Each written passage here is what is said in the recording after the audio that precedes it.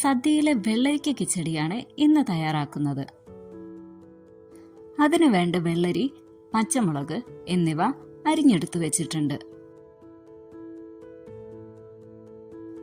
ഇനി ചൂടായ ചീനച്ചട്ടിയിലേക്ക് വെള്ളരിയും പച്ചമുളകും കൂടെ ഇട്ട ശേഷം അല്പം ഉപ്പ്, കറിവേപ്പില എന്നിവ ചേർത്ത് നന്നായി മിക്സ് ചെയ്ത ശേഷം മൂടി വെച്ച് വേവിക്കാം.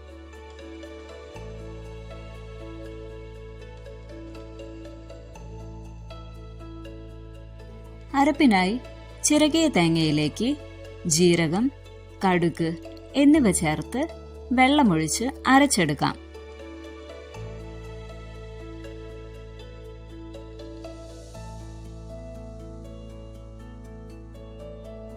വെന്തുവന്ന വെള്ളരിയിലേക്ക് അരപ്പ് ചേർത്ത് യോജിപ്പിക്കാം.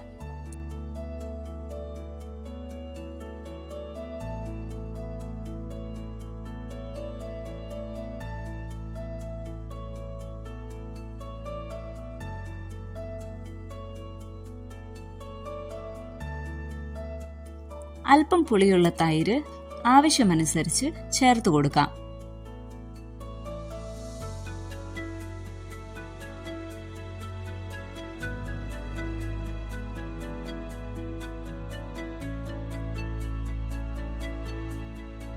നന്നായി ചൂടായ ശേഷം തിളയ്ക്കുന്നതിന് മുമ്പ് തന്നെ ഗ്യാസ് ഓഫ് ചെയ്യാം. വറവിനായി ചീനച്ചട്ടിയിൽ ഓയിൽ ചൂടാക്കി കടുകിട്ട് പൊട്ടിക്കാം.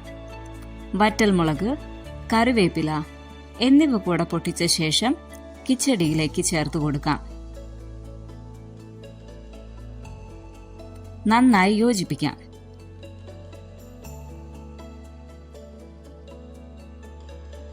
കിച്ചടി തയ്യാർ.